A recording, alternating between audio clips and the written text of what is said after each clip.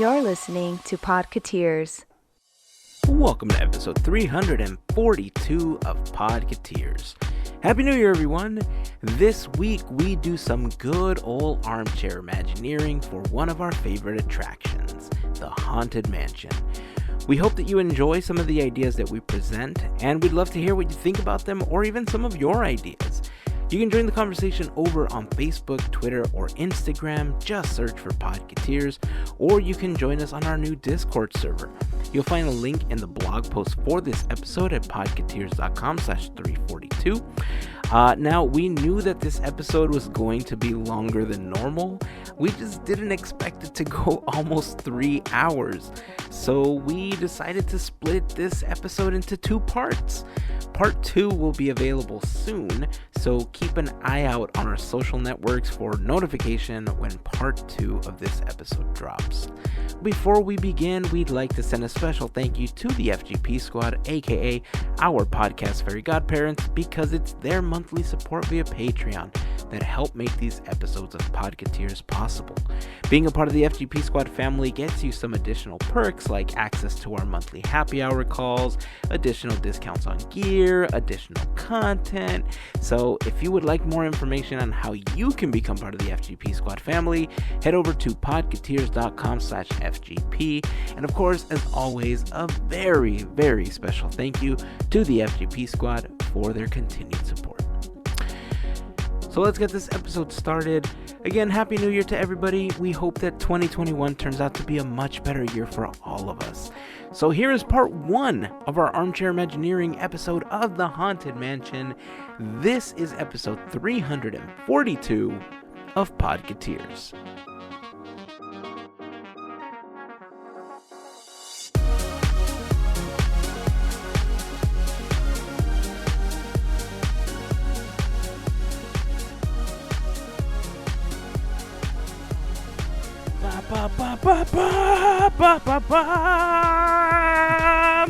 Boom. Is that your entrance theme? That's 2021, man. Oh, yeah, okay. First episode of the year. Feeling good.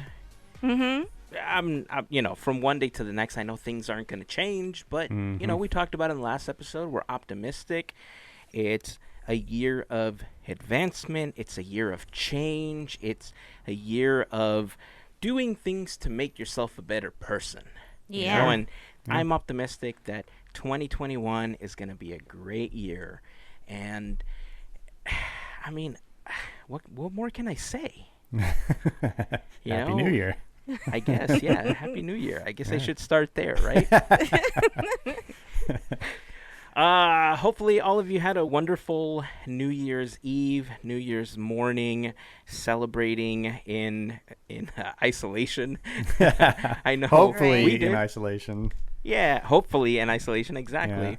Yeah. We just kind of sat around, watched some TV, made some Disneyland churros to pass the time, and watched some movies, and it was a good time.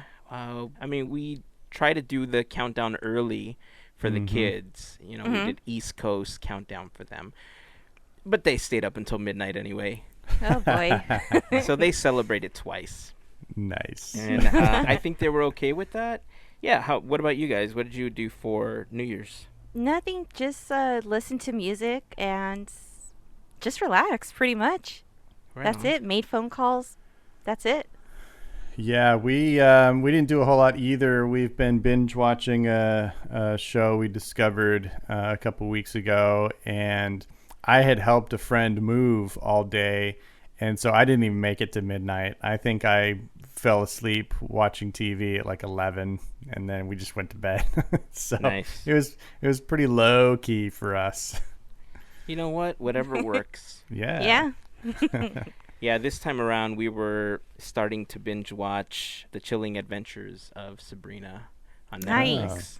Nice. We've been fans of the show. We're kind of sad that it's done at this point, but we're halfway through, and we're hoping to finish it up. It's not something that our kids particularly enjoy, so we have to watch at night once they're asleep. Oh. And, kids are kids, so Yeah. they stay up until some forsake an hour that doesn't allow us to watch many episodes. And I'm the type of person that if I'm binging something, I'm not watching one or two. Like, I'm going for as many as possible. But when you're starting at midnight, it makes it hard to watch 3 or 4 episodes of something. Mm-hmm. Yeah. You know, especially after having a full day of, doing stuff. Right now, I'm just waiting. I think we're going to watch some more episodes after we're done recording today. And hopefully today, maybe tomorrow, we'll finally be able to finish up the final series Nice. episodes. And yeah, it'll be like Community. We're hoping for a movie at this point. Excellent. Season 6 and a movie. Yeah. Well, we have an exciting set of episodes coming up. This one is going to kick off the Haunted Mansion. It's an attraction that we all enjoy. It's definitely one of our favorites at the park. And although I haven't personally been to, or I don't think any of us really have been to the ones at other parks, except maybe Walt Disney World. Mm-hmm. I've seen the videos that people post on YouTube, and every version of the mansion at all the other parks has its differences, has its quirks, has different stories. But the mansion here at Disneyland, I think, holds a special place in our heart for a lot of different reasons, I think. But, Mm-hmm. Walt never had an opportunity to see the attraction all the way through because he passed away before its completion. And because he passed away in the middle of the development, there was a little bit of, I don't want to call it fighting, but disagreements over whether it should be funny, whether it should be spooky. And ultimately, I think what we ended up getting between the collaborations of guys like Claude Coates and Yale Gracie and Mark Davis and Rolly Crump, we ended up getting this amazing piece of technology and showmanship that I don't think we see with many other attractions. It's really a fantastic and beautiful balance of so many elements, showmanship that, I don't know, I think there's a lot of really wonderful attractions at many of the Disney parks around the world. But I feel like I'm going to go out on a limb here and minus the modifications that I think we're going to propose for the mansion, I kind of feel like it's a perfect attraction. Thoughts? Yeah. I think in general, it's definitely a bar setter for themed attractions. We've talked about it many times on the show. It has a cult following unlike any other attraction in any park, I think. And there's a reason for that. And it's just that they kind of nailed it. It's this weird patchwork of ideas that, because they just applied a concept instead of a real narrative story that had to make sense one moment from to the next, it just works, because it is just ethereal and weird and kooky and spooky. It's kind of cool. And it came out of that mid-century era of weird spooky stuff like Addams Family and the Munsters, and there's all kinds of weird, cool, haunty kind of things in the mid 20th century, and Haunted Mansion is just another one of those. That's part of that tapestry to me. And yeah, I think it's fantastic. I think, with anything, some things age better than other things, and I think that's kind of what we're going to talk about today a little bit. Definitely. Like, this is the one attraction that has, to me, that has first attractions that has a beginning, middle, and end. You have your story, and it doesn't get old. But I think the thing that's more amazing is the fact that everyone who worked on the attraction, Walt wasn't there, but to see this, how it came out, it's amazing. It's great. And yeah, we're gonna butcher it up, but I would not touch it. I would not. I know. I did say it is perfect. I wouldn't touch it. We spoke about this beforehand, but yeah, I mean, it's a fantastic attraction. Yeah, I think you mentioned a really key element about that, Gavin, and that's that it doesn't have an IP address tied to it. You know, that's something that we've talked about in the past, that the more, and understandably so, the park is going to lean heavily towards IPs in the future because they have so many. They have to attract different types of people, different fans of different properties, and with them basically owning 85% of the properties of the world, you know, they have to do something to get them out into the public, right? Right. But the mansion is, I mean, it lives in this pantheon of attractions that has done really well. Not needing the Jack Sparrow or you know, the Star Wars to Space Mountain. Like, honestly, Big Thunder is probably the only other one left at this point, because now that Splash is going to get rethemed to Princess and the Frog, you know, we can't hold it up to that pedestal anymore. And that's why I really not only enjoy, I admire it, and I respect what they did with the mansion, because you know, anybody can tell a spooky story, but to find a balance of the spooky and the weird in a way that it doesn't matter what age you are, there's something there for everybody. You know, even children enjoy the Haunted Mansion, and children are generally the ones that are afraid of spooky things, you know? Yeah. And I, like my kids, for some reason, were more afraid of pirates than the mansion. Yeah, because it has drops. Like kids get scared by drops more than they do Haunted Mansion, I think. Yeah, they do not enjoy the drops. Yeah. But overall, we love the attraction, and so we're going to take some time now to plus up the mansion in a way that only we can, because obviously we play Roller Coaster Tycoon. Well, I do at least, with many of the attractions and portions of the park. And so I'm going to start off by saying, let's tear it all down and move it. I'm kidding. I'm not going to do that. But before we get into the actual Armchair Imagineering part of the episode, do you guys hear that? It's the sound of a new member of the FGP Squad family. So we'd like to welcome our pal Brian to the FGP Squad. Brian has been a long time listener. I mean, like day one listener. And I mean, he's gone to our meetups. You know, we've interacted a lot over Instagram and online in general, and super cool dude. I mean, I've had a chance to meet him and his wife and his son, and they're just awesome people. So, Brian, welcome to the FGP Squad family. Thank you so much for continuing your support. We appreciate you. We appreciate all of the members of the FGP Squad. I'm excited.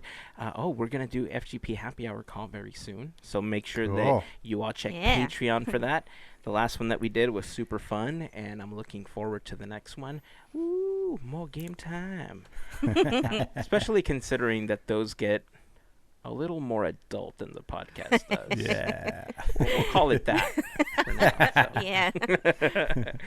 Okay, so I have to ask, while you were taking notes for the Haunted Mansion, did you by any chance take into consideration Haunted Mansion Holiday, or did you go straight up Vanilla Mansion? Well, first of all, it's definitely not just vanilla. It's got all kinds of flavors in it. That's true. That's true.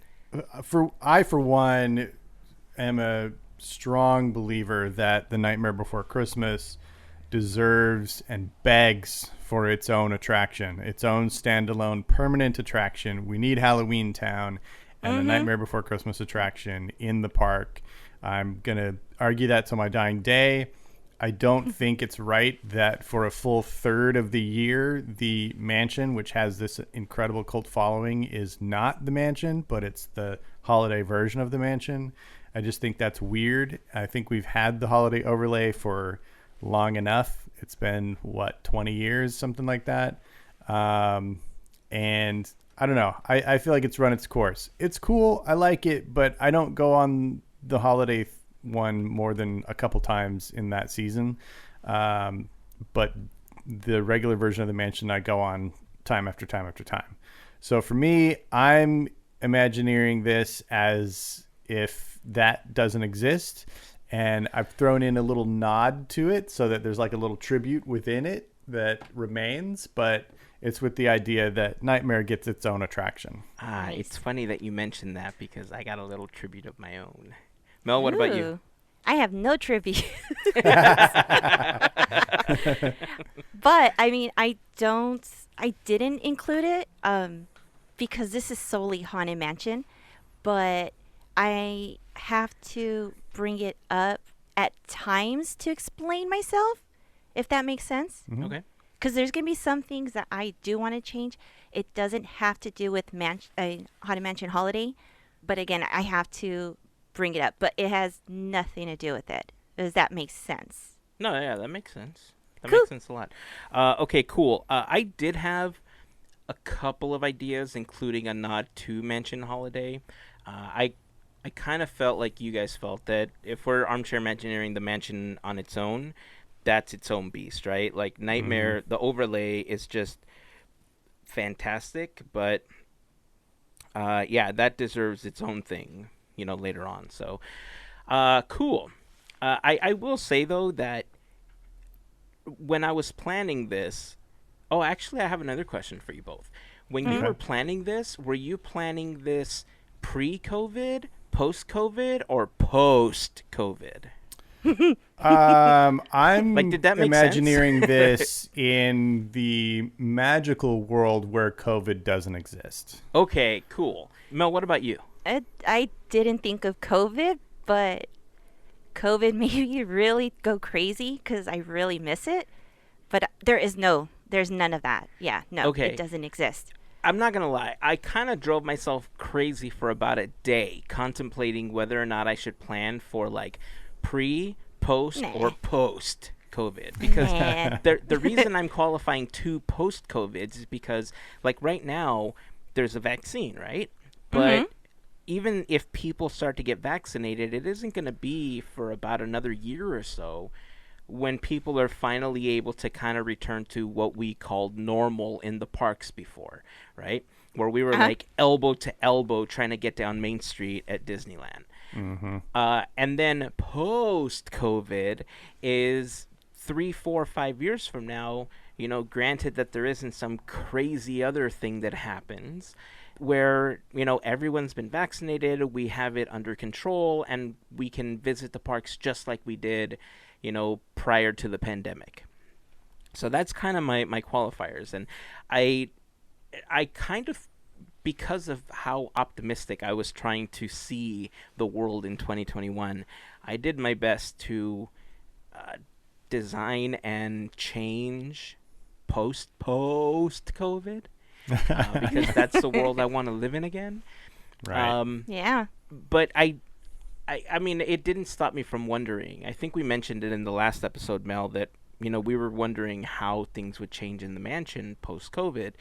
And one of the things that I was thinking about while I was thinking about the queue itself was, well, are we even going to go through the foyer? Are we even going to use the stretching room anymore? Are we going to use the emergency exit where the mausoleum is in the back queue in order to enter, where you can do single file, you can space people out, but kind of, and then you go straight into the hallway, and that way you load into the doom buggies.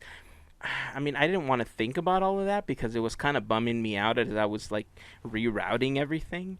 So I kind of did what you guys did. I know that was very long-winded for me to say like, yeah, me too. But that was the rationale behind my thinking. Nice. Cool. So as far as Nightmare is concerned, I do want to say that this idea came up. Oh, man, I don't even remember what episode it came up. But as we got closer to when the mansion is shut down for the holiday overlay, and we saw that Disneyland wasn't going to reopen for the year, basically, I threw out into the world that I think Disney should do Christmas in July. That way they celebrate the holidays that we didn't get this last year, and we get the Haunted Mansion holiday, because if they have an idea of when they're going to reopen, they can technically start the overlay now and leave it until the park opens, and then you get summertime Christmas.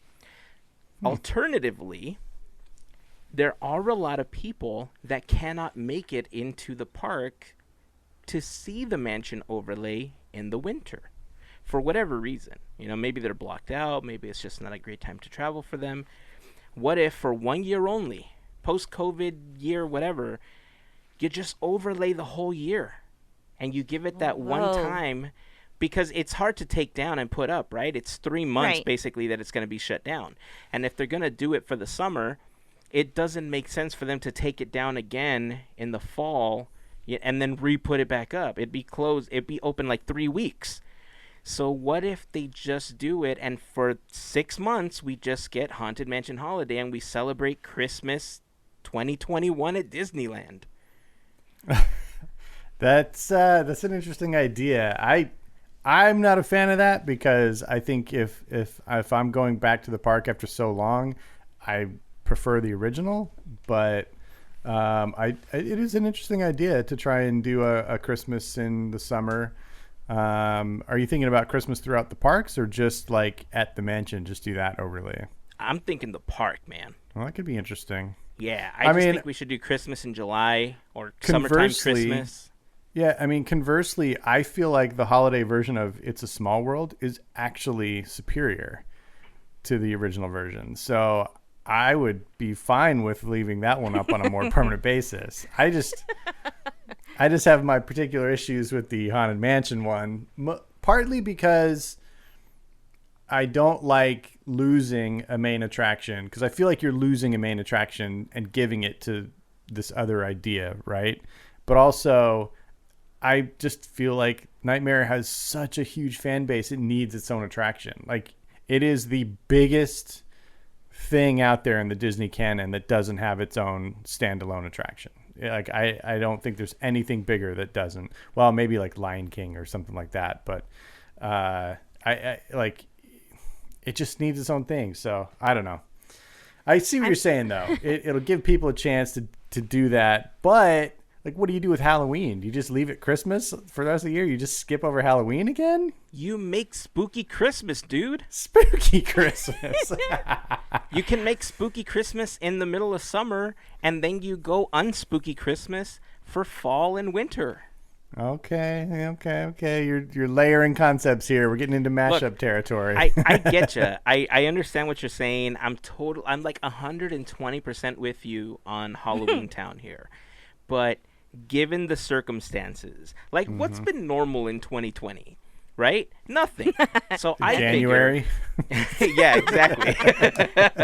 So I figure if we could continue the oddness in a positive way in 2021, then this is a good way to get some of the perks that we get for only a few months during the year at Disneyland, because after that it's just going to go back to Disneyland, right? But at least this way we won't feel like we lost the holiday, because I think that's what people are lamenting right now. People are lamenting that they lost the holiday, even though we didn't physically lose it. Like, we still got it, right? But that time in the parks is what we're not going to get back.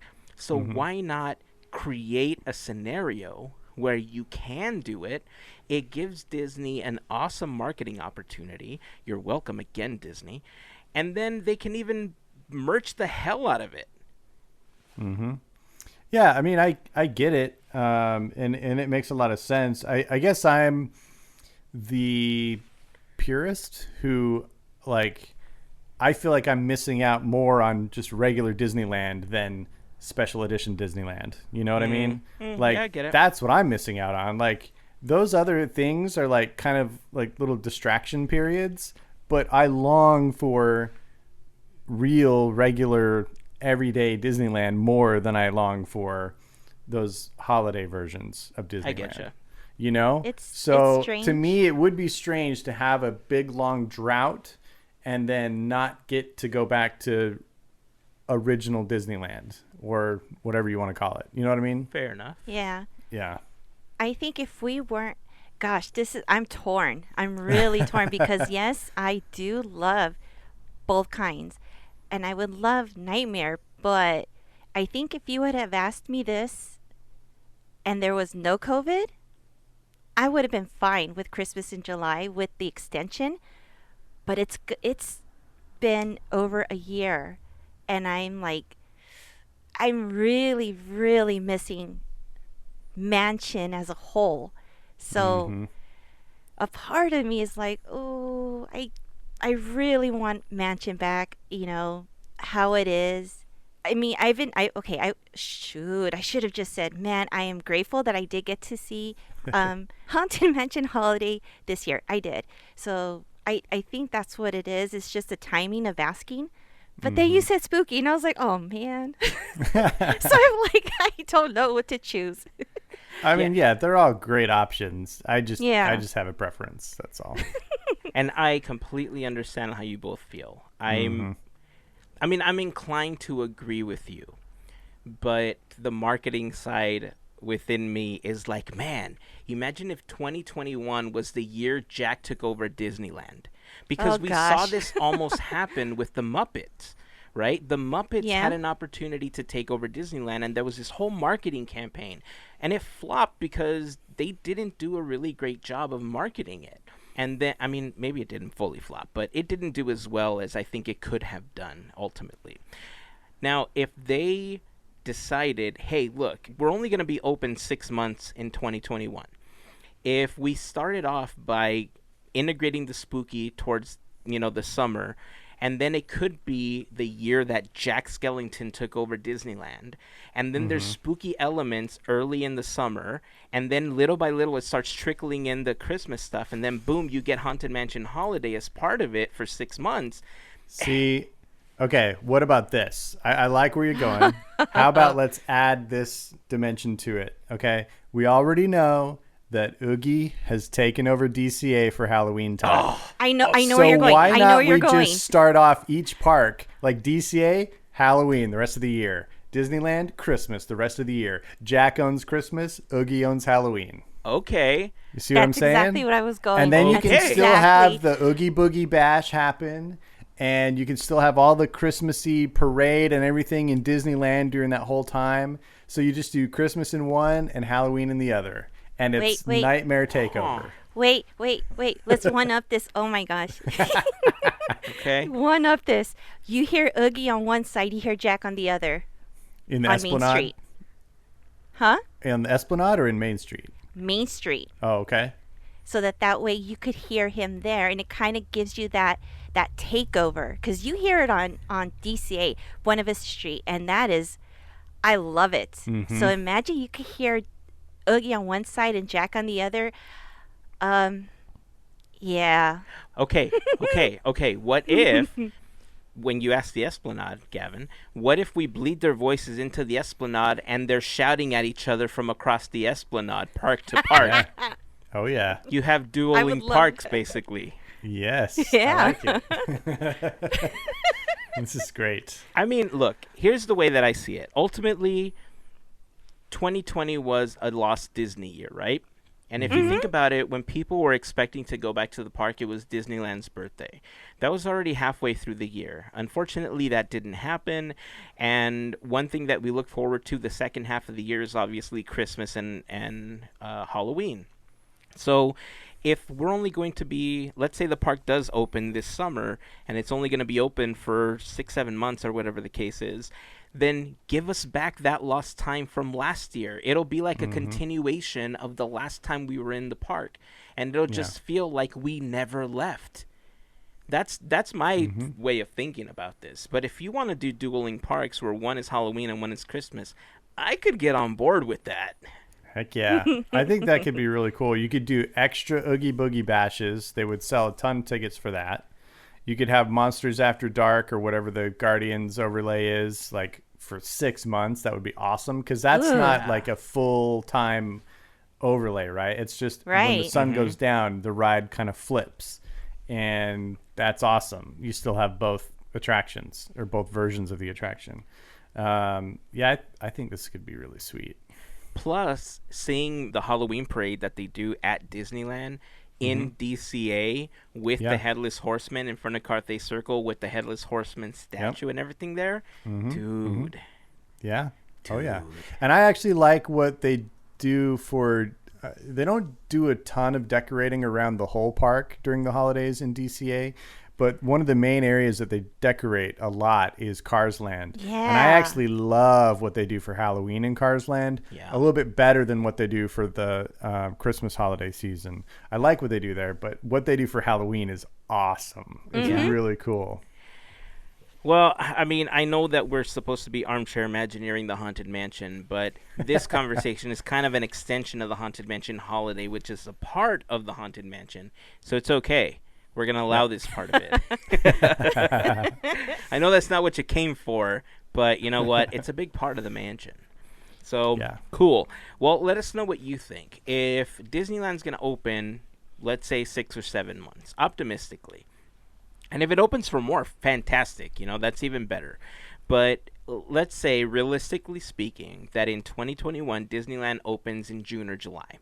Would you like to get the time back that you didn't get for the holidays in 2020 by seeing Halloween and Christmas?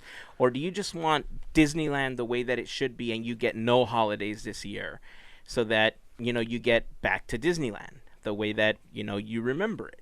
Join the conversation. Leave a comment on the blog post, podketeers.com/342, Instagram, Twitter, or Facebook, or you can join us on our new Discord server.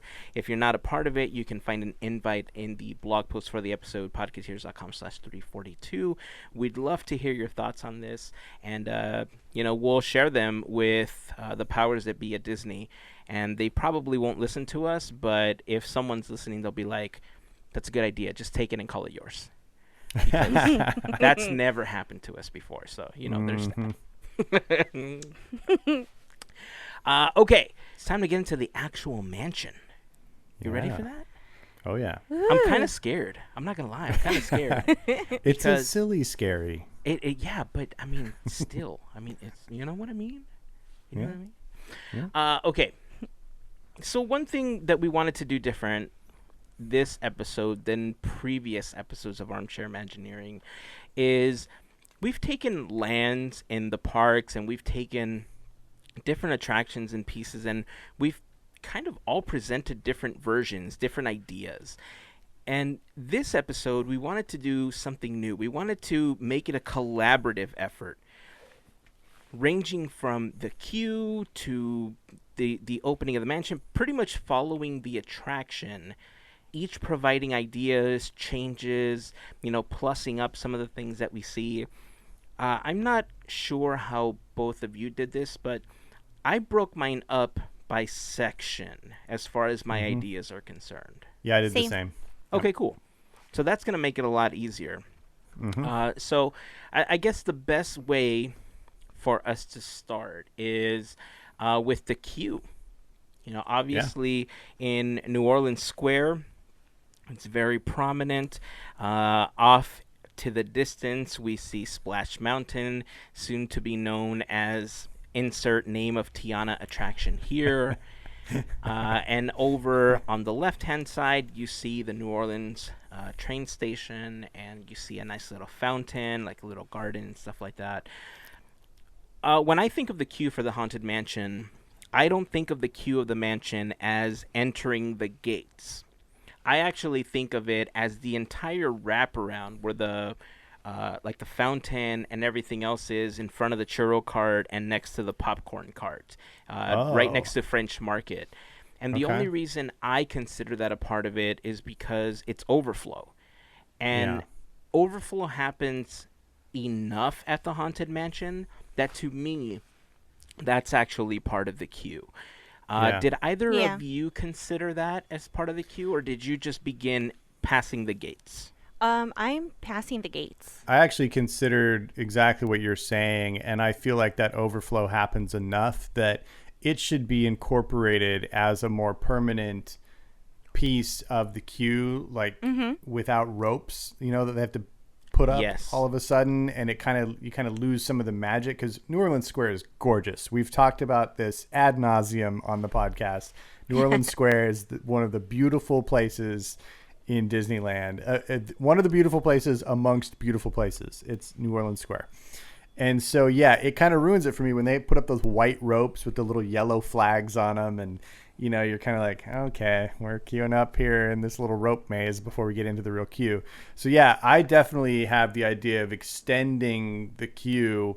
You still have the wall with the gate, because that's a nice moment when you enter through the gate onto the actual property. But, you know, out there you could still incorporate, you know, like some sort of a park setting, you know, kind of like what they have around the side of Mr. Toad, kind of like what they already have around the fountain and the trees and everything, but make it seem like you're on a pathway through a park, or even maybe overflow graveyard and have more spooky elements kind of spill outside the wall there. Or if not, more of those creepy statues, like the creepy little like angel boy and, you know, gargoyle-y stuff out there. Like, you could really make it seem very kind of New Orleans statuary, creepy, weird gothicness all throughout there. And then at night, of course, you could light that area a little bit differently as well to kind of bring some of that ambiance. So I'm on the same page with you, Heyzen. Sweet. And I think you touched on a lot of the things that I feel like I would want to see in that area as well if it got redone. The back area right now where they have the Fast Pass machines, it's shaded with like this pergola style thing, and there's a bunch of vines and plants along with the little gargoyles and stuff. I think that aesthetic is super cool for the mansion. So if you could extend that and somehow create like a garden maze of sorts, where obviously it's a queue, but it looks like a garden maze that you're getting to in order to get into the main queue of the mansion. I think that would be a really clever way of incorporating turnstiles without adding the little white rope in order for the overflow, right? But then maybe a Guillermo del Toro Pan's Labyrinth of sorts. Maybe. And I mean, look, the characters would fit right in. Right? Yeah. So obviously the way that the maze could be structured is it would wrap up along the brick wall that's to the left-hand side of the entrance if you were just walking right into the mansion queue. And that way you could still have people along that edge that wouldn't interfere with me getting a churro. Right. So it would be perfect. There's that popcorn cart right there, which I often use as well. That's right. And as you're entering the garden maze, you could grab some popcorn and then enter the garden maze. Now, part of what I want to do in the garden maze is, because it's going to integrate into the switchbacks of the mansion that you see behind, where there's like the little graveyard and stuff right in front of where the train passes. This is where the homage happens that I was telling you about. As part of the foliage, I want the Halloween tree to be in the background so that you see the Halloween tree integrated into the plants behind the mansion, or as part of this garden maze, so that there's an inkling of Haunted Mansion Holiday outside of the mansion at all times. I like it. Yeah, that could be like a central prominent thing in that park garden maze area, is the orange lit tree that you kind of wind your way around. That could be really cool. I dig that. I dig it, because it is a little strange to me that they chose that tree in Frontierland to make the Halloween tree as it is right now. So moving that or you know, kind of thinking that and putting it in front of the mansion makes a lot of sense to me. I dig it. So I actually didn't even think of that Halloween tree. That's the Ray Bradbury Halloween tree. Oh, are you thinking of the one from Nightmare Before Christmas? Nightmare Before Christmas, the one with the big pumpkin and with the hanging skeletons? Yeah. That's a little dark. Oh my gosh. I'm actually thinking of the one from Nightmare Before Christmas, but honestly, I wasn't even thinking about the Ray Bradbury Halloween tree, but I like the idea of moving it over there and making it a permanent addition to the queue. Because I think having the tree from Halloween Town may give the wrong impression that you're entering a Nightmare Before Christmas ride. If it's there, I don't know. I don't know that. I think your avid park goers would be fine with that, but I think the casual park goer or the once in a lifetime Disneyland trippers might be a little confused by, well, why is this thing from Nightmare out here when it's not a Nightmare attraction? Unless you have it without the skeletons, you could kind of get away with it Yeah. because the tree does match unless you're going to remove the trees from After Hattie. Yeah. So I could kind of see that working. And that's an interesting point that I'm going to actually bring up later. I feel like, we talk about some of the comical elements of the mansion, and that really comes in with some of the happy haunts being a little more cartoony or goofy as opposed to like realistic and like from the horror genre. Yeah. And I think juxtaposing against those elements is the realism of the mansion. Like the mansion is a beautiful piece of architecture, and all of the interiors and all of the plants and like everything else are really realistic. So having a hyper stylized Burton-esque tree out in front doesn't really keep with the main aesthetic, the consistent aesthetic that I feel like is throughout the mansion. And that's one of the reasons I'm actually going to address those trees that you see when you descend from the attic into the graveyard in the attraction. Right on. I understand what you're saying. Maybe Mel's idea of removing the skeletons would help. Because I envision it as part of the outdoor queue. I don't see it inside of the mansion at all. Right. But I can see how that would get confusing. But the Ray Bradbury tree, I do like the idea of moving that and making it a permanent fixture. I guess you run into the same problem, right? With the exception of the fact that there's a plaque that actually says, hey, this is the Halloween tree, Ray Bradbury, all that stuff. And I guess if you make that plaque larger and you tell people, hey, this is why this is here. Ray Bradbury and Walt Disney were like, they were tied and stuff. Like, maybe that would help alleviate some of that. But I get what you're saying. Yeah, and I think if you did move it to the Haunted Mansion, you could keep those orange lights and illuminate them year round when it gets dark. That's true. Because it kind of fits thematically. It doesn't have to be only during Halloween do we light this up. That's true. Yeah. That's just a thought, too. Yeah.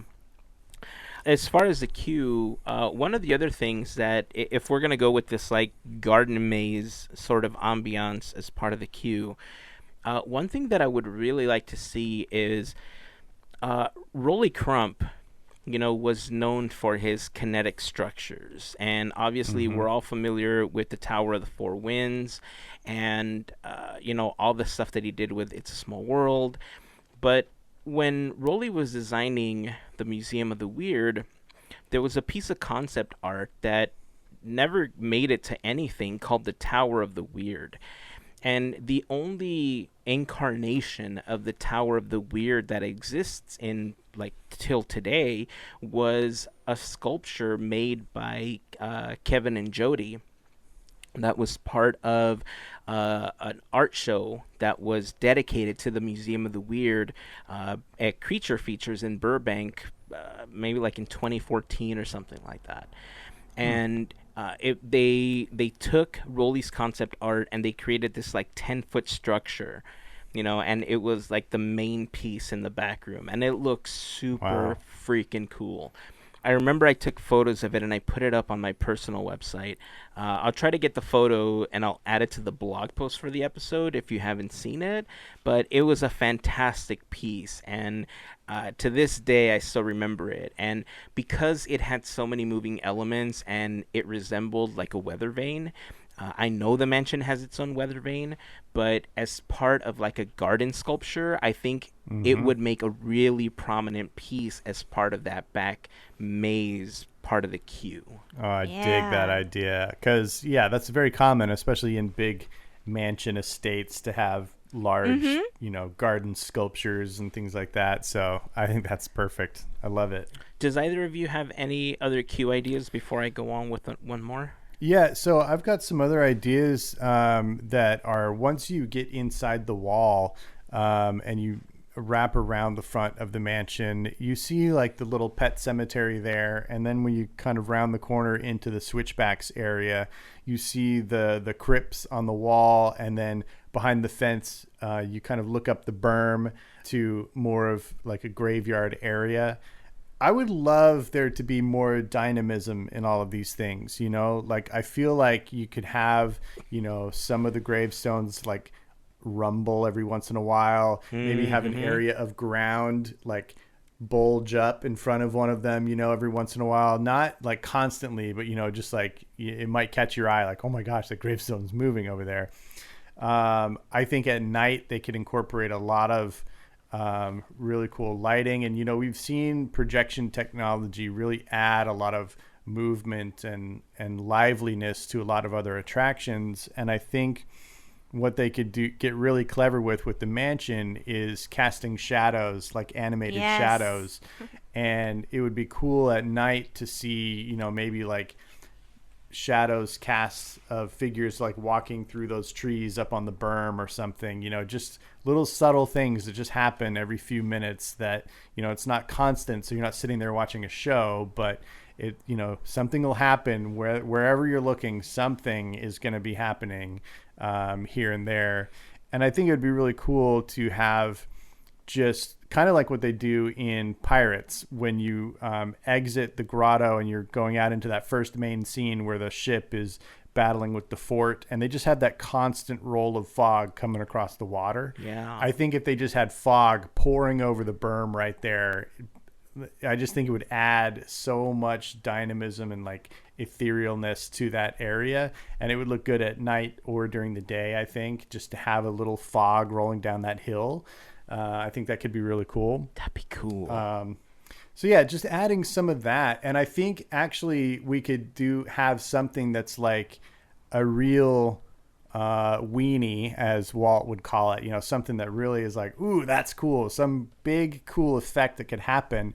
And in order for that to happen, we incorporate the Disney Play app, because I think that there are times where you've got plenty of time in that queue that if there was some sort of interactive game you could play, or you spot certain like tombstones with certain names on it, or, you know, whatever it is. Like I really enjoy the one in Peter Pan where you've got that like object seek and find game that you try and find all those things, and it's actually really hard. I've done it several times and it's still challenging every time, but you get to that point and there's that really cool effect that you can do with Tinkerbell. And I think we could do something like that in this outdoor area, and you know, that just elevates the outdoor area to have the level of magic that you have inside once you enter the actual mansion, because from then on it's like pure magic. And sometimes it feels like a really stark difference when, especially when you're just in that switchback section, you know, it feels really like, okay, there's nothing here. And I think if we incorporate all of these types of elements, I think it can be really interesting. I love the shadow. I love the shadow idea. And the reason why is because in Florida, I like their queue, but it's kind of gimmicky with some of the stuff that they have that's interactive, which is, you know, it entertains everyone. But I love the creep factor. Wow. Creep factor in this. And I think that would set up perfectly before you go into the foyer. It would be really neat to hear like the pumpkins at one point, like when it's, you know, Halloween or whatnot, just for October. Let's just say that. And to hear like the ghosts, like different stories from the Happy Haunts themselves, and kind of hear, kind of like the Main Street party line. So you kind of hear that a little bit. You get a little bit of a glimpse of what goes inside the mansion before you go in there. So Nice. I would love to see that aspect, the shadows, or, you know, just the basic thing like the hand over the clock. I mean, things like that is just, it's... I've got ideas about that too. Nice. I mean, I agree. Like having some audio out there would help. That's one thing that I really love about the Haunted Mansion Holiday is that you get that great soundtrack on the exterior, which you don't get the rest of the year. It's just dead silent out there, you know? And so having some sort of, either version of the Haunted Mansion theme or something, whether it's ghost audio or music, I think definitely adds to it. And I'm glad you both mentioned that, because that was actually one of the things that I wanted to incorporate as well. I think Ghostly Music Box is one of my favorite pieces of music in the entire Disney catalog. And the fact that it's only around... I mean, Phantom Manor actually has it as part of their queue permanently, but we only get it during Haunted Mansion Holiday. And in what, like, the maze that I would create for the queue, I would actually want that playing in the background. And so when you finally enter the mansion, then I think you can start hearing more whirring sounds of the wind coming through. And like you said, like if you have the tombstones moving, a little bit of the clanking or like the ground rumbling, or like moaning of like zombies or ghosts or something trying to get out of the crypts, and like having the crypts themselves move. You mentioned, Mel, about the queue at Walt Disney World, being kind of gimmicky. I'll tell you the truth, I'm not fully against it. And the reason I'm not against it is because I agree that the queue gets super damn boring.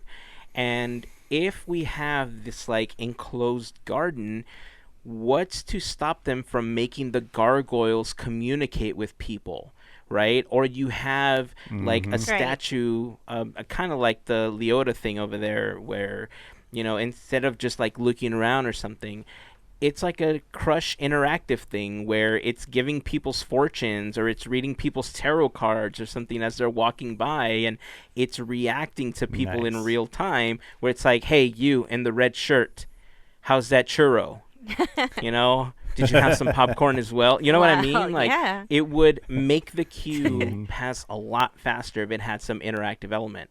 Now, I would think that something like that would require some kind of AI learning. So probably for like the first year, it could be powered by cast members, where the software that they built for it would essentially learn the types of questions that people are asking. It remembers the responses that the cast members give to those types of keywords and questions. And after a year or two of being CM powered, it becomes fully AI powered. And if it doesn't find an answer because it doesn't recognize certain trigger words, then it just goes to a stock answer, like a Magic 8-Ball, right? It's like ask again later sort of answer. And so I think that if it's done right, would move away from the kitschiness of it and allow you to have more of like a spooky experience, like, oh, like what is happening right now? Like the spirits are making this area come alive, sort of thing. So that was one thing. And then as far as the actual queue is concerned, like inside of the gates, I'm totally with you on everything that you said. But one thing that I would love to see, and I don't know, I'm kind of afraid to say this part because if it's done wrong, it's going to look ridiculous. But if it's done right, I feel like lightning and like the lighting effects and sounds of lightning, and if it's done right, I think it would be the best thing ever. Say it. We need a light show at the Haunted Mansion at night. The same way that we have a light show for Sleeping Beauty Castle, where they have music playing and they light it up, and even like for Christmas they have like the ceremony where they're lighting everything up. I think you should call it the witching hour, and as soon as sunset hits, all the lights go down when it's dark enough, and there's like thunder and lightning and ravens, and you hear the ghost host saying, welcome, foolish mortals, and like you hear all, you know what I mean? Like you have this light show that illuminates it in this spooky way, where as it becomes illuminated, it makes it look like the aura of the mansion is coming alive. And then you kind of see projections of ghosts flying out of the mansion itself. And then they kick fog out so that all of a sudden it just becomes this like eerie, like cloud of fog as you're in the queue. And I'm telling you, if they do it right, It has so much potential to be one of the coolest shows at Disneyland. But if they do it wrong, people will be like, don't you ever show that to us again. Oh, it's doable. So It's are you totally doable. thinking something that's just like a couple minutes long, just like Yes. a little like here's Yeah. now we're switching to nighttime. Yes. Okay, I got you. Would you do it multiple times a night? Probably twice. I don't think you need to Okay. do it. Because there's I think always it's the cool. danger. There's always a danger of people crowding around to see it. And so Oh, if you yeah, time it, absolutely. and so if you time it in such a way where it comes before Phantasmic and then after the first Phantasmic show before the second one, you know, you have a couple of different shows that you can see, but it'll also help pass the time while you're in the queue for the mansion. Yeah, yeah. Well, I dig it. currently, Haunted Mansion Holiday does do that, kind of, but yours goes up the next 10 levels. But they have something like that where they light up. It's just really subtle, but you hear Oogie briefly, and then I believe the lights just go on, and that's it. Or is it the music? I think you hear the Has music. it been that long? Yeah, I think you hear Maybe the it's the music, music. and then you see the lights happen. Right. Yeah. So it is possible that you could do that with the different elements. And while you were just explaining everything, I'm like, I just want to go.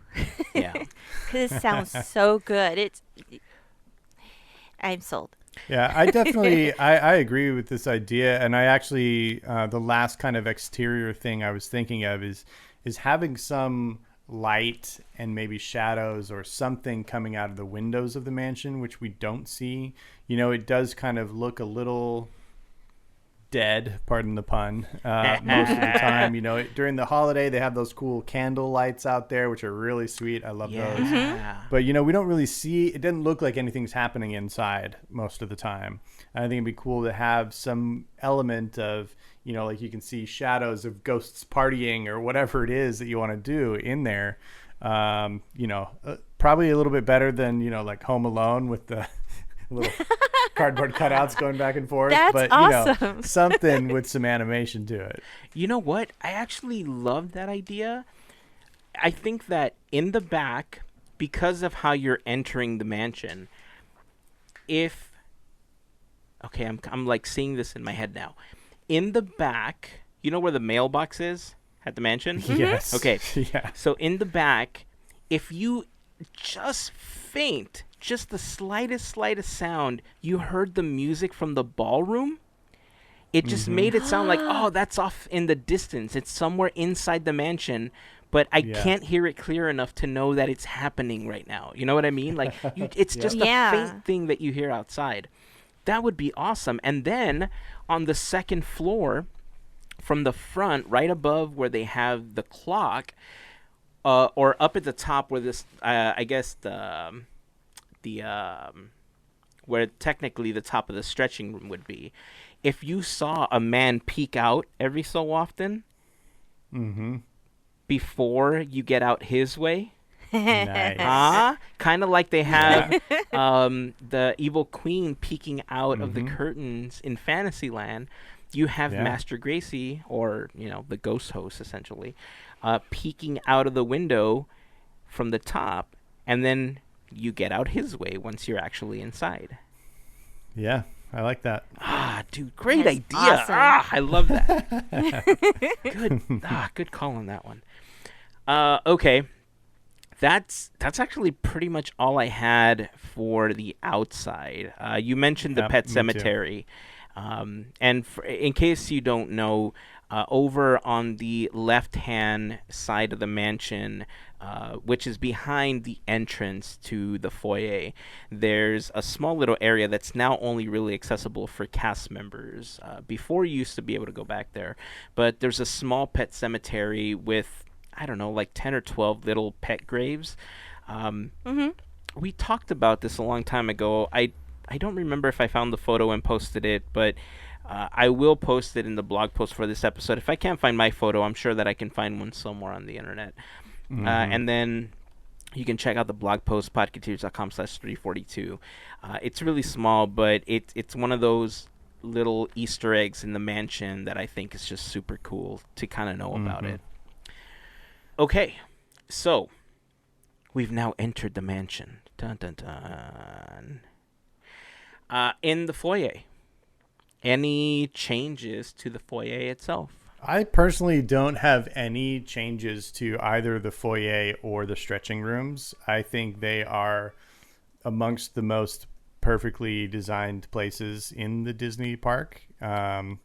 So I don't have any real suggestions here. I think some things they may be able to find ways to update some of the materials used, because the stretching portraits in particular, after they've been rolled and unrolled a number of times, they start to get wrinkles in them and things like that. If they can find better materials to keep that from happening, I'd be all for that, but other than that, like, I don't know, I think they're so wonderfully designed, like the interior design element of the foyer with the wallpaper choices and the lighting and everything. I think it's beautiful. And I think the stretching rooms are really well designed. I think it's one of the cleverest things that Imagineering has ever developed. And, that creativity came out of necessity to get people down a level so that they could usher them outside underneath the railroad tracks into the show building for the ride. And it's just pure genius. And I really wouldn't change a thing about those two spots myself. I don't have anything for the foyer. I don't have anything before the loading dock. Okay. But if I had to choose one thing to just tweak or add into, it's the windows in the right after the elevator or the stretching room. I would like to see something in the windows besides lightning. So what I would like to see is a little hints or nods to the happy haunts and a little bit of the hitchhiking ghosts, because we do get to see them, but they're all the way towards the end, and it's like I think they should have like a little bit of an inkling of like what's to come, so that they would be like, okay, that's what you see later on. Kind of like the ballroom, listening to it. So that's the only thing.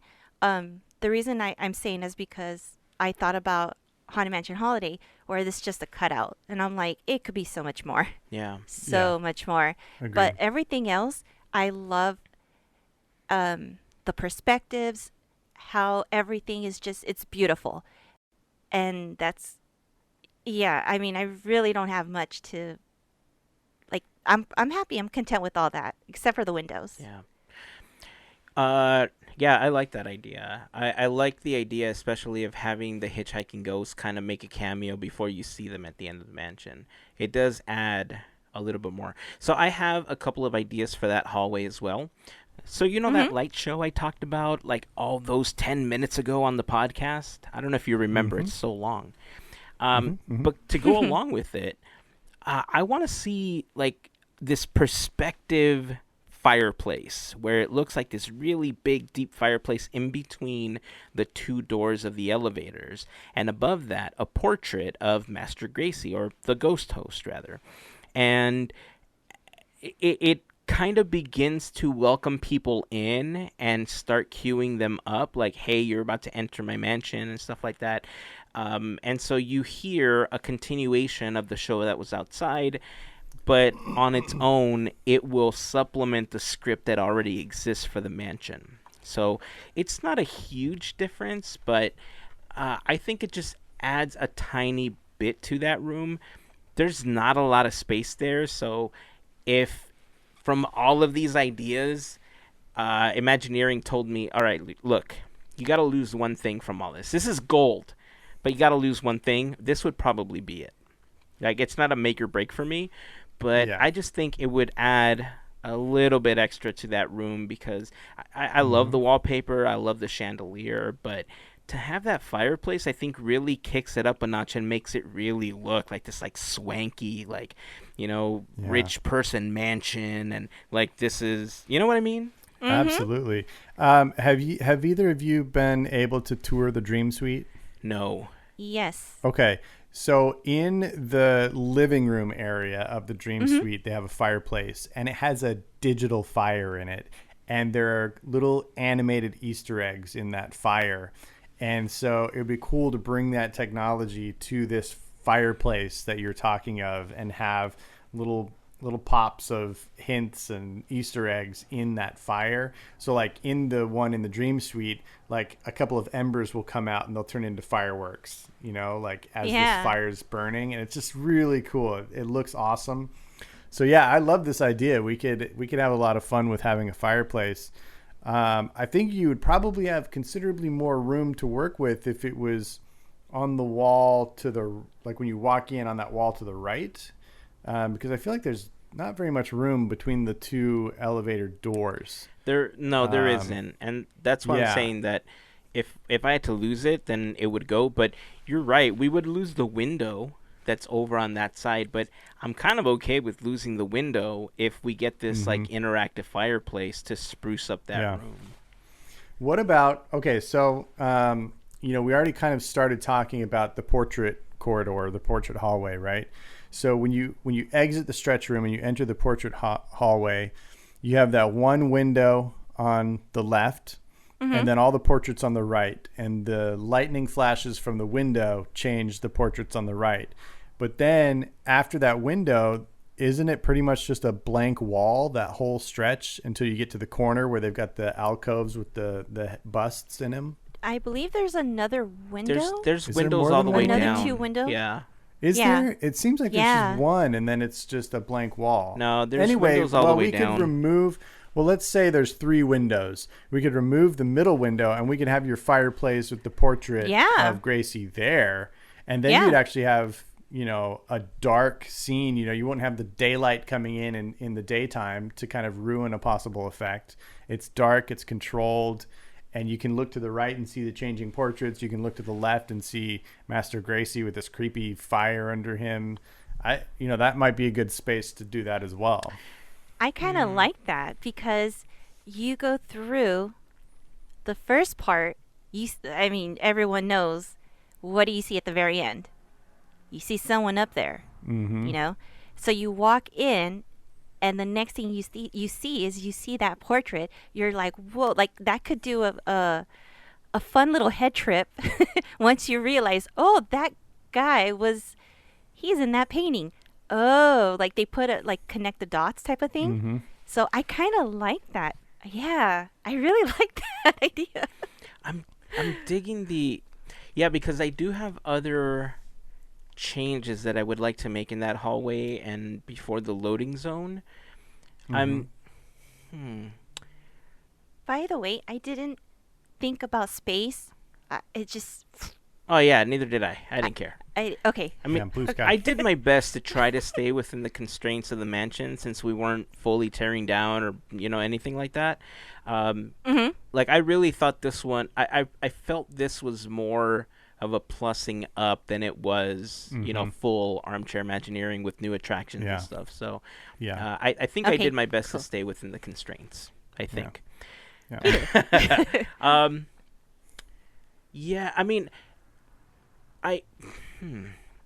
What if we had 2, and that was the way that you communicated with the ghost host, you gave the ghost host because originally. Or was that at Club 33 where the Raven was supposed to be telling you this story and talking to you? Yeah, that was Club 33. Okay, so what if... It was like a condor, like a buzzard or something. It was a buzzard, yeah. So, but originally I think the Ravens were supposed to be telling you the story inside of the mansion. And I think that if we gave... if we gave Master Gracie a way to kind of communicate out and make his presence known throughout the mansion through his portraits, and maybe you have it's a mansion, he's rich, he can have like 27 fireplaces if he wants, right? So what if we did it that way and we had just multiple, we had one in the foyer, we had one in the hallway, and he's just kind of moving through the portraits, telling you the story of what's happening in the mansion, or he's kind of talking to you. Ooh. You know what I mean? Yeah. On the exterior, you can actually see 4 separate chimneys at least. So there's obviously multiple fireplaces in that building. And one of my ideas actually incorporates animating a lot of the portraits that are in the mansion already. So having the ghost host maybe in a series of portraits, and he can speak to you. Like, you always hear his audio, but when you're going by one of his portraits, you actually see him speaking those words. That could be really, really cool. Sweet. Okay, yeah, I really like incorporating that. I like what you're talking about with the animating, because I have some thoughts on that as well. So that's really all I would want to change in the foyer. You made a really great point about the stretching room earlier, where the wear and tear on the portraits is really bad, and so they're constantly having to repaint those and, recreate them for the attraction. I actually would want to get rid of the stretching portraits. Bite your tongue. No, hear me out. I don't want to get rid of them. I want to I know, my eyes are big. I want Okay. to get away from using actual cloth portraits, like the painted canvas, and actually have digital projections of the paintings on white canvas, because that way. So one thing that I really like about Phantom Manor is that in their stretching room, you can see the bride projected into the paint, like the portraits that they have. Like, you can see projections in there. And I think that instead of having full paintings, or you have like a base painting, and then you have projections that show you the characters and show you the details, and the paintings come alive inside of the mansion, which is part of the illusion. You can have these interactive animations of, giving you hints of things that happened, or, you know what I mean? Like, they don't show you, but you kind of see them, and they cut to the scene of the bride by herself or something in every single one of them. Or, like, you see the 3 guys on top of the barrel, and, like, it kind of goes up into the air, and you just hear poof, and then you see like a cloud and like hats flying, and that's kind of the only idea you get about what possibly happened to them, so it adds an additional layer of animation to it, but you don't have to constantly keep painting those things, and you don't have to constantly keep replacing them, because it's just white canvas. You know what I mean? So that's the change that I would make to it. 'Cause I love the stretching portraits. That's why I don't want to get rid of them. I just want to replace them with newer technology.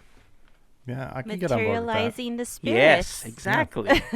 Exactly. I like it. Yeah, I can get on board with that.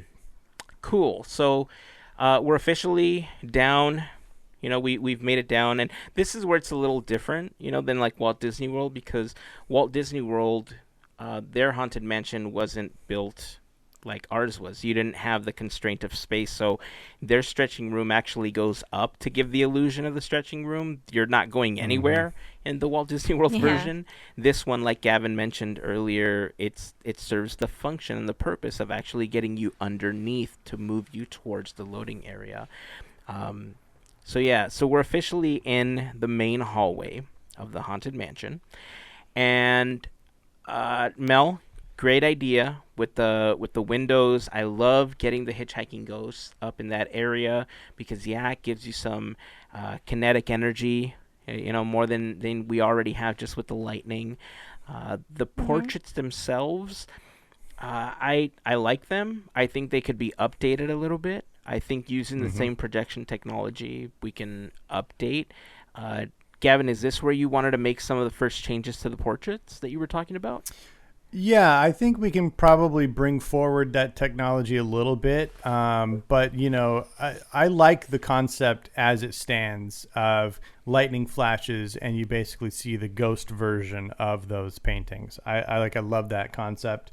My edition of animated portraits actually happens in the upstairs corridor after the conservatory, or throughout that area with the conservatory and all the doors where you see all the ghost portraits. Oh, okay. So we'll get there. Cool. All right. I had an idea for that one too, but I think I may like where yours is going more. Cool. So for that one, I just have a question. As far as the lightning happening, is it going to, like, let's say lightning hits and you're in that hallway, do you only see the ghost version when the flash of light happens? And if it's not the lightning, you see the regular version of the portrait? Mm-hmm. So the Yes. lightning isn't happening in the portrait like it is right now. Like, you see the lightning outside, and that's when it changes. Yeah, that's how it's happening now. Is it? I thought Yeah. the lightning... I don't think When they the were lightning synced from up, the though. windows opposite it flashes, that's when the portraits change. Oh, I It's synced up. never saw that happen before. I thought they were Yeah, out of sync. yeah. Well, they may have fallen out of sync, but that's the idea, is when the lightning flashes, it reveals the ghostly version. Look at that. Yeah. I just learned something. Nice. Okay. Now, would your version light up the room the way lightning lights up a room? Like where it turns white temporarily to see that happen? I don't know, because that, like, I get the idea of realism in a lightning effect and magic, maintaining the magic. And I feel like a bright flash of light in that room actually kind of reduces the creepiness of that hallway, which is rather dark. Fair enough. And I like that. And I like that it maintains that. Fair enough. Cool. All right. Well, in that area where you were talking about putting the fireplace, and I still think it's a really good idea to have a second fireplace where we can have Master Gracie communicating with you. Somewhere along that wall, or in between a couple of the windows, I know that we already have a grandfather clock with the 13th hour right before Leota, but Rolly had a really, really good coffin clock as part of the concept art for the yeah. Museum of the Weird that I thought was far superior than the grandfather clock we have now, right before Leota. Yeah. I would Yeah. love to see a version of that coffin clock swapped out with the 13th hour clock, because that one's kind of like rich and kind of boring looking compared to the coffin clock. I totally agree. And if that Yeah. one was in that hallway, it kind of feels like it makes sense to me. Where the coffin clock is like, you're like in the thick of it at this point. Like, it makes more sense to have the coffin clock where the current 13th hour clock is. Got it. Yeah, honestly, I would get rid of the 13th hour clock. I don't like it. At the very least, it needs to be updated. Like, I don't know what it is, but the glass over the clock face is like obscured or something. It makes it really hard to see. Like, you can't see any detail on that clock face. I think it's kind of a wasted prop because it just doesn't look good. And it looks like there's supposed to be, I don't know, like it's covered with something. It's supposed to, I don't know what they're trying to get at, but it doesn't work for me. It doesn't look good. So I love the idea of putting Rolly's coffin clock idea in there. I think that's beautiful. And I think for me, it's just a straight swap out. Like, don't even place the 13th hour clock somewhere else. Okay. Cool. Any more changes to that hallway before we go to loading zone? Not for me. Cool. Nope. So loading zone wise, there's a couple. Oh man, more than a couple really, but some big changes that I would love to see in this area. Yeah.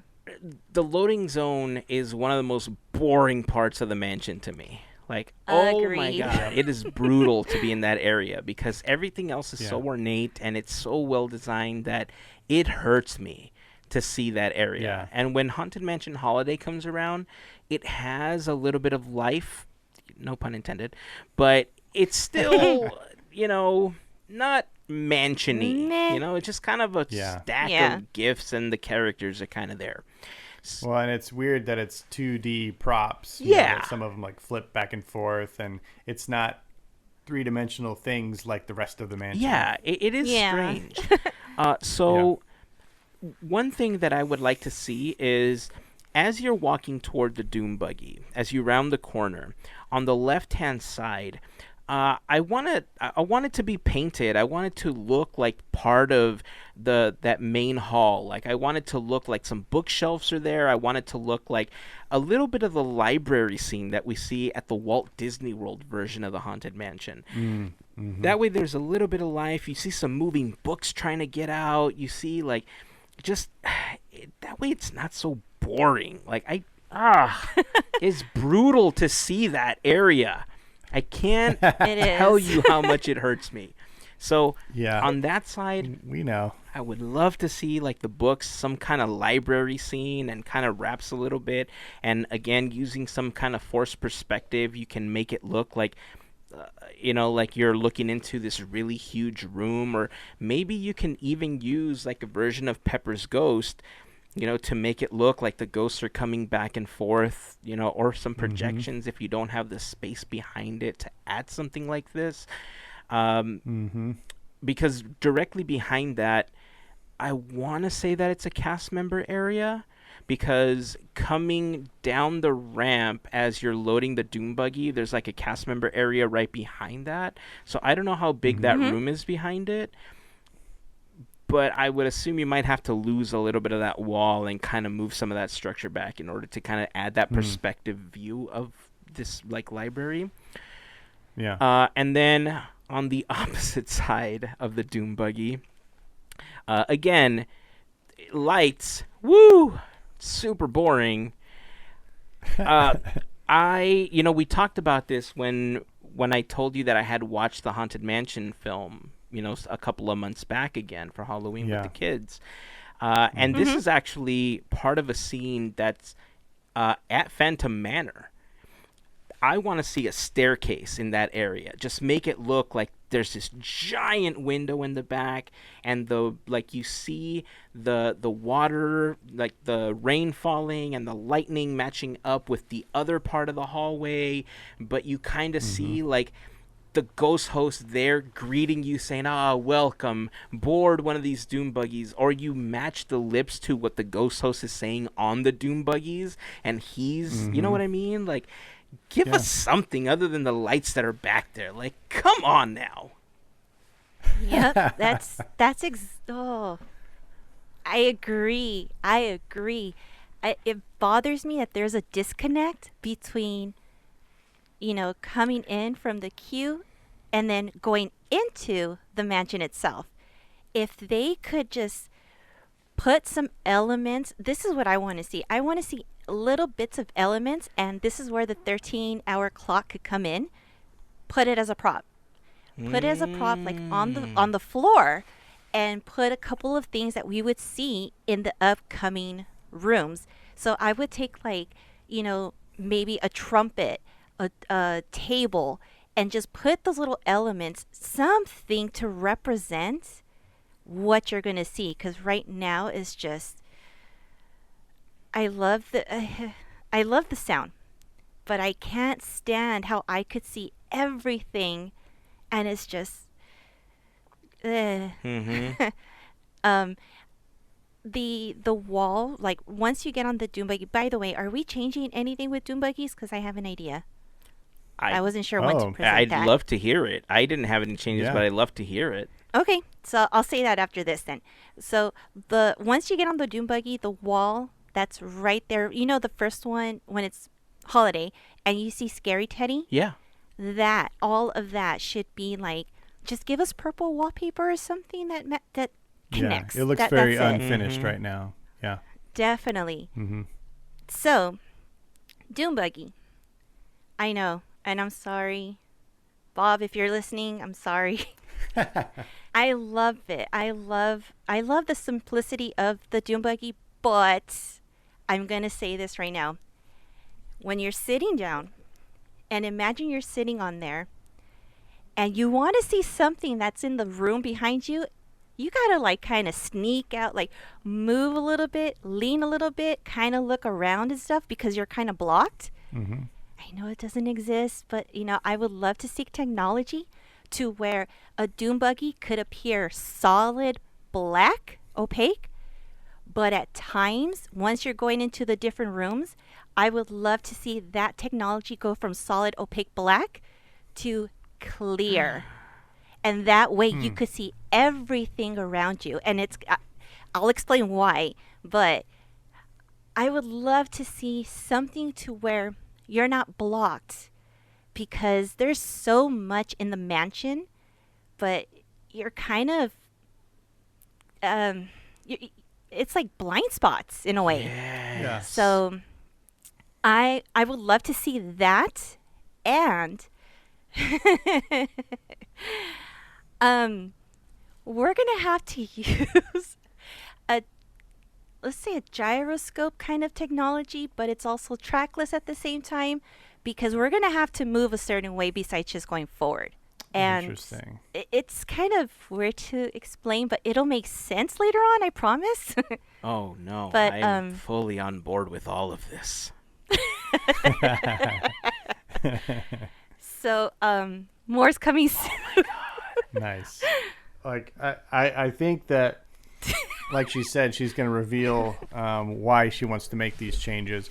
I have one little change that I will talk about that kind of affects the Doom Buggy as well, but it's in a later scene. So I'm really interested to hear how that plays out. Yeah, I think it's interesting. I didn't even really consider any major modifications to the Doom Buggy. Man, neither did I, Yeah. but now my brain is racing. Ah! Okay, I'm gonna... Oh, jeez. Your face is Ah. I don't think you understand how much I love what you just said. See, I think you have to address a lot of things, though. If you're going to allow an opened perspective, one of the genius things about the way that the mansion is designed is that they've basically designed it in a way where you get a cinematic shot of what they want you to see. Your perspective is limited intentionally, because there are certain things they don't want you to look up or look back and see because of lights or rigging or something that's going to ruin the effect, right? So you do have to address a lot of things if you're going to design something in 360, like they did with something like Mystic Manor, where you can look in every direction, or other rides of that ilk. I mean, Pirates is that way. You can look any direction in Pirates and you're pretty good. right. So I think you'd have to address a lot, but there are definitely moments where I find myself like craning my neck around that corner to see something that I wanted to look at a little more. 2 words, man. Projection technology. Well, yeah, but you got to make sure you can't see the projector. That's what I'm No, saying. but here's the thing, Well, though. that's why it'll change. Here's the thing, though. From opaque to that. I don't even think we need the opaque technology. I think that if you mount a tiny projector above the Doom Buggy and mold it into the casing, like, it can actually project behind you so that the back of the Doom Buggy becomes a canvas and a screen for you to see. So you could, instead of having to turn, let's say that you're sitting on, the left side of the Doom Buggy. Instead of looking out of the Doom Buggy to the left, you can turn right and look right in the middle of the Doom Buggy and quote unquote see what's behind you using the projection. And that way you don't have to see the other Doom Buggies. All you see is the rest of the mansion. Interesting. I mean, at this point, we almost would be like better off wearing VR goggles. No. No. No? Not. Okay. Not yet, at least. I mean, we could just put rear view mirrors on the sides of the Doom Buggies. There you Ghosts go. may look larger than they appear. That's funny. I want to definitely hear exactly why you're bringing that up, but man, I didn't think about modifying the Doom Buggy, and I'm kind of digging this idea now. Yeah. I have an idea for the loading area that I would like to mention here. I love the idea of a library scene. I think that's great. I think that's one thing that the Disney World version has over the Disneyland version, which I'm slightly envious of. I also love that they have this kind of Escher stairway area in their loading area. I think that's really cool. It adds to the kind of weirdness of the mansion aesthetic. And I'm a big fan of Escher, so I like that idea. However, it was explained to me once the idea of this kind of black void that is the loading area. And it's this idea that it's not supposed to be an actual literal room, but it's more of a portal. And when you board the Doom buggy, you're traveling to another plane and you're going through this kind of black void into this other plane of this haunted realm of the mansion. And I really like that idea. And so I would like to just amplify that idea as much as possible. One of the things that Melissa kind of hinted at is that when you go up the staircase, you can kind of see up on the wall to the left, there's an area that's just kind of draped with some black fabric. And you can actually see some of the seams in the like sheetrock or plywood wall that's painted black in this area. Mm-hmm. And, especially if it's at night when your eyes have adjusted to the dark, like you can see a lot of this stuff and it kind of blows the illusion. Yeah. So, they've developed over the last few years some ultra black paints that truly absorb almost 100% of light.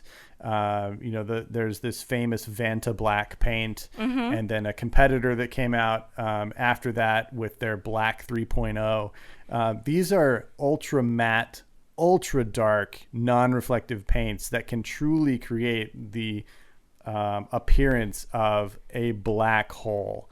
I mean, this stuff is incredible. And I feel like in an area like this, if they just painted a coat of that in this whole area and really gave it this deep black void, and then you have the staircase start out almost illuminated in like whatever lighting tones you want, a green, like a creepy green color, but then the paint job fades into blackness and the doom buggies appear that they're going up this illuminated staircase that then disappears, and the doom buggies are just going into this black void. And it's all black until you round that corner to the endless corridor. I think that would be a great transition, with this weird space where you can't even see the floor because it's painted in this stuff, like you're stepping onto the doom buggy and all of a sudden you're almost floating in this void, and all there is this staircase that then disappears. I think that would be really cool. But I also do like the other ideas of having like a library and like a weird perspective of this cool, like an element of grandeur in there, which I think is cool, which kind of offset nicely with the ballroom, which is the other scene where you get some of that grandeur of a mansion. So I'm kind of torn on these two ideas, but the one thing I would definitely do is address that wall on the left that you're going up the stairs, because I try not to even look at it because it's like, it's just unfinished. It doesn't look good to me. So that's my idea. So I'm glad you mentioned that area. I would want the Escher staircase there. Just kind of this like curved area, like you were saying, because I love that scene at the Walt Disney World version as well. And it makes sense to have it there, and it kind of curves and it goes off into obscurity before you see everything else, right? So I think that's a fantastic idea to put it there. The void part that you were talking about, the black hole and stuff for the loading area, I remember reading about that as well. And to tell you the truth, I have never liked that idea. It just seems so out of place with the rest of the mansion that you're like, okay, so here's the foyer, here's the stretching room, here's this hallway, boom, void, and now you're in the endless hallway. Like it doesn't, I don't know, like it felt like it broke out of the theme of what was happening around you, which is why personally I wanted to see like a staircase or a library or something there to connect the mansion better. And when I was thinking about it, I had originally thought about creating flip sets, like flip set technology, where you either unlock or you hit a button and the entire set basically in pieces flips around to create the Haunted Mansion holiday set so that they don't have to do it, and it's 3D pieces that are mounted on other squares that each one you can flip, and it's like a big slide puzzle basically. It flips into whatever you want it to on the background. And so with 3D printing technology, You can create all sorts of pieces that would fit into those blocks and change the scene up without, just clip it almost, into place. And then when it flips, it's something totally new. Yeah. But yeah, I remember reading about that void scene, and you explained it much better. Like when you explained it, I felt like I would want to see it more, but I remember reading about it some time ago and just thinking like, that's boring. Well, yeah, and I totally get that. And actually having you describe your reasons for not preferring that actually kind of sway me toward the idea of incorporating like a library, and then you ascend into this Escher staircase and then around the corner. I like that because I'm actually going to be using that same kind of idea in a later scene. So that I think will work better. Oh, right it. on. So yeah, I'm totally cool with your assessment of that. All right, so moving on to the next area of the mansion in another episode. This episode has actually been going pretty long, so we've decided to split this up into 2 episodes. So we're going to end this episode right here. Connect with us over on Facebook, Instagram, Twitter. Let us know how you feel about the ideas that we've presented so far, because we still have a ton of mansion to go through in the next episode. So part 2 will be coming very soon. Make sure that you're keeping up with us on our social networks, Facebook, Instagram, Twitter, because we'll be announcing when that episode is coming up. Any final notes before we wrap up part 1 of Haunted Mansion Armchair Imagineering? I'm amped up. I can't wait to get to the second half of this attraction. This is so much fun. I know. No, it's good. It's good. It's All right. good. So that's going to wrap it up for part 1 of Armchair Imagineering, the Haunted Mansion. So until next time, keep dreaming, keep moving forward, and always remember to pass on the magic. Have a fantastic week, everyone. Bye.